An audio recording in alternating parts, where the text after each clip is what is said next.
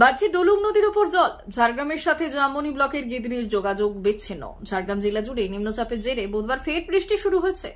ভারী বৃষ্টির ফলে ফের ফুলে ফেপে উঠেছে ডলুং কংসাবতী নদীর জল।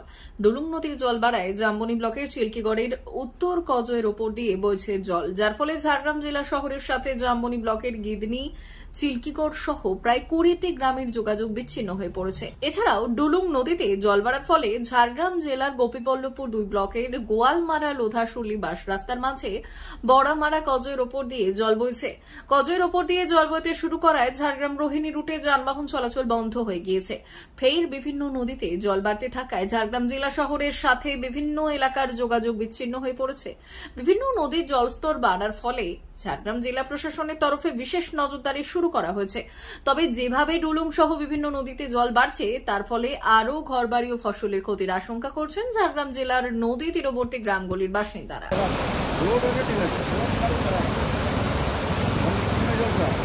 প্রায় আধ ঘন্টা 1 ঘন্টা। কতটা সমস্যা? সমস্যা তো প্রচুরই। এখানে প্রায় জল হলেই বৃষ্টির জল হলেই এখানে বেড়ে যায়। তারপর ক্যানেল এখন ছাড়া আছে সম্পূর্ণ। গিদিনি যাওয়ার রাস্তা সম্পূর্ণভাবে বন্ধ।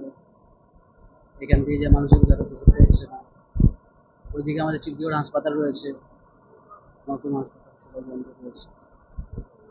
মানুষজন কি করছে? মানুষজন সে বিকল্প রাস্তা দিয়ে কেউ কেউ যাওয়ার চেষ্টা করছিল হয়তো সকালবেলা, এখন সে রাস্তাও তো জল। এখন হয় কেউ ঝাড়গ্রাম যাচ্ছে, নয় ঝাড়গ্রাম রাস্তা তো খোলা রয়েছে, ঝাড়গ্রাম যাচ্ছে, আর নয়তো সে পরিহাটি হয়ে একটা রাস্তা আছে, ওই রাস্তা দিয়ে বিকল্প অনেকটা দিয়ে ঘুরে যাচ্ছে। বাধ্য যার খুবই ইমার্জেন্সি দরকার আছে তারাই। গাড়ির তো লম্বা লাইন পড়ছে। হ্যাঁ, গাড়ির লম্বা লাইন পড়ে গেছে।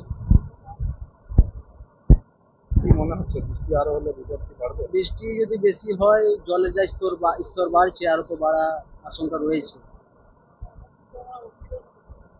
অসুবিধা তো হচ্ছেই সাধারণ মানুষের, বিশেষ করে।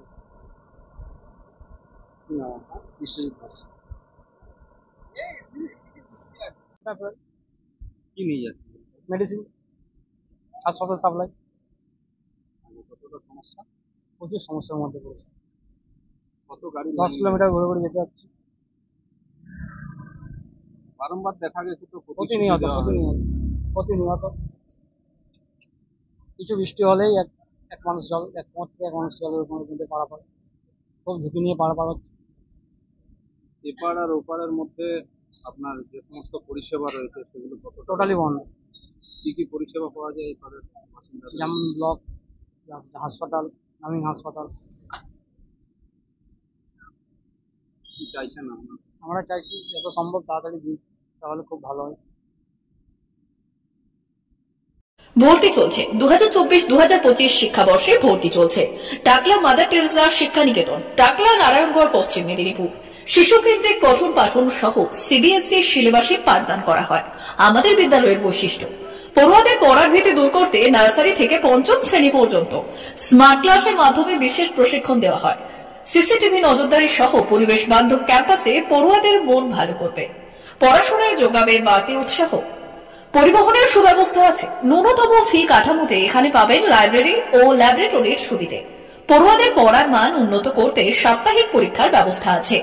সহ পাঠ্যক্রম কার্যক্রম যেমন আবৃত্তি, নাচ, গান ও অঙ্কনের প্রশিক্ষণ দেওয়া হয়। পড়ুয়াদের জন্য স্বাস্থ্যবিধি মানা ও নিরাপদ পানীয় জলের ব্যবস্থা আছে। আউটডোর গেমসের জন্য এখানে রয়েছে খেলার মাঠ। সুদক্ষ শিক্ষক দ্বারা শিক্ষা প্রদান। টাকলা মাদার টেরেসা শিক্ষা নিকেতন, টাকলা, নারায়ণগড়, পশ্চিম মেদিনীপুর। নার্সারি থেকে 5ম শ্রেণী পর্যন্ত 2024-2025 শিক্ষাবর্ষে ভর্তি চলছে।